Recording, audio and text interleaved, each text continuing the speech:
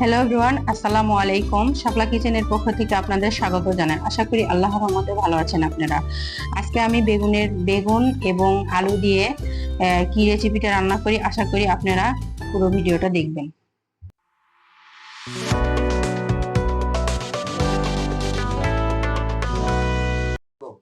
আগেই বলেছিলাম যে আজকে আমি আলু বেগুন দিয়ে একটা সুন্দর রেসিপি করব।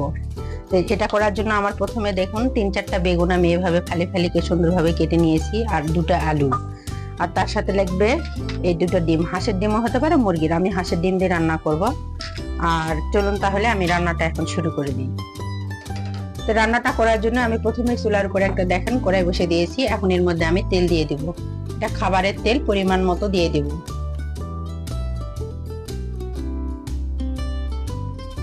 এখন এখানে আমি দিয়ে দিব আগে থেকেই যে আমি পেঁয়াজটা পরিষ্কার করে কুচে রেখেছিলাম, এটা আমি এখানে দিয়ে দিব।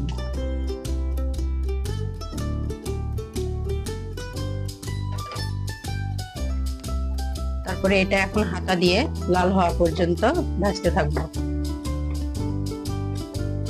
তো আপনারা দেখতেই পাচ্ছেন আমার পেঁয়াজটা কত সুন্দর একটু করে লাল লাল হয়ে গেছে। এখানে আমি এখন অন্য মশলাগুলো অ্যাড করে দিব। তো এখানে আমি দিয়ে দিলাম আদা রসুন বাটা 1 চা চামচ, জিরা বাটা 1 চা চামচ। এটা আবারও আমি হাতা দিয়ে সুন্দরভাবে এরকম করে নাড়বো যাতে নিচে না লেগে যায়। এখানে এখনই পানি দেওয়ার কোনো প্রয়োজন নাই। এভাবে হালকা ভাবে আমি মশলাটা ভাজে নেবো যাতে আদা রসুনের কাঁচা গন্ধটা বের হয়ে যায়।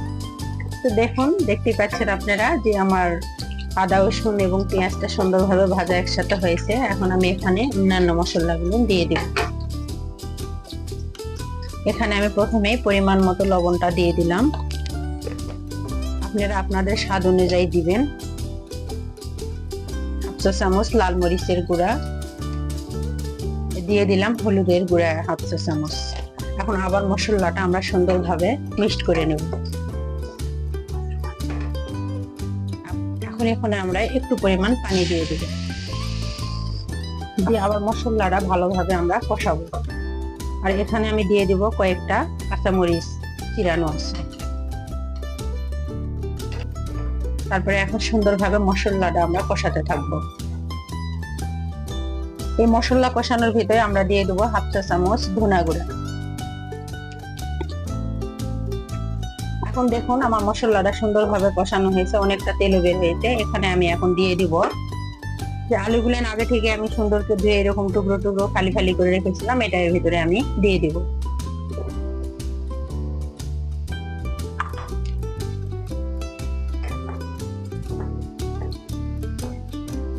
দেখুন এইভাবে হাতা দিয়ে সুন্দরভাবে এটা নাড়তে থাকবো, নিচে যেন না লেগে যায়। এখন পানি দেওয়ার কোনো প্রয়োজন নাই।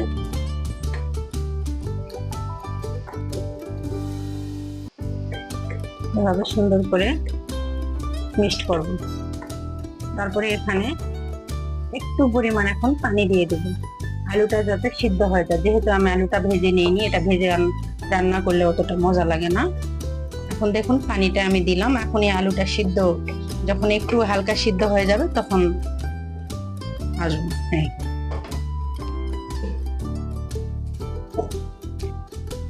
দেখুন আলুটা আমার অনেকটা পরিমাণে সিদ্ধ হয়েছে। এখন এর মধ্যে আমি আগে থেকে যে বেগুনটা ফালি ফালি করে কেটে নিয়েছিলাম, এটা এখন এর মধ্যে আমি দিয়ে দিব।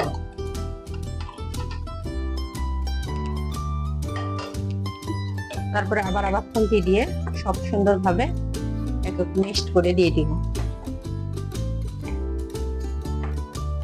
দেখুন না ভাজার ফলেও তরকারিটা কত সুন্দর একটা কালার এসেছে, গন্ধটা বেশ ভালো বের হয়েছে। এটা রাত্রে আপনারা পরাটা, রুটি অথবা ভাত দিয়েও খাইতে পারেন, গরম গরম ভাতের সাথে অনেকটা মজা লাগে।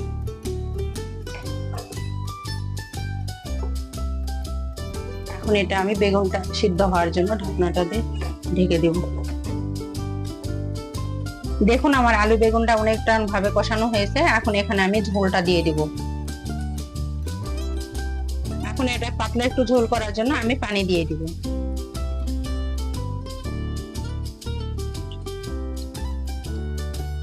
হয়ে গেছে আমার ঝোলটার পানি দেওয়া। এখন এটা আমি শক্তভাবে কষিয়ে বলক উঠাই নেব। তারপরে বলেছিলাম যে ডিম দিব এখানে, এখন আমি এখানে ডিমটা ভেজে নেব।